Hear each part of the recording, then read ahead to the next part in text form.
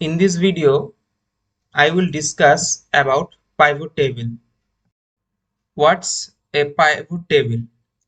A pivot table is used to summarize, sort, recognize, group, count, total or average data stored in a table.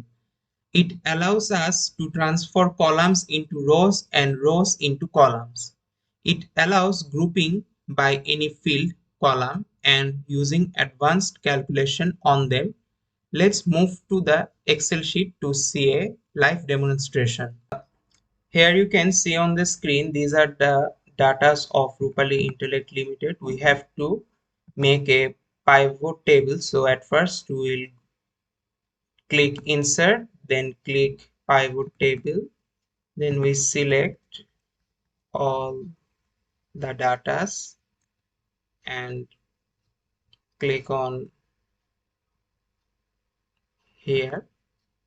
Then okay, then we have to make a pivot table. So we will put name in row column, then serial number in filter, then we will put item names, sales quantity, sales rate and sales total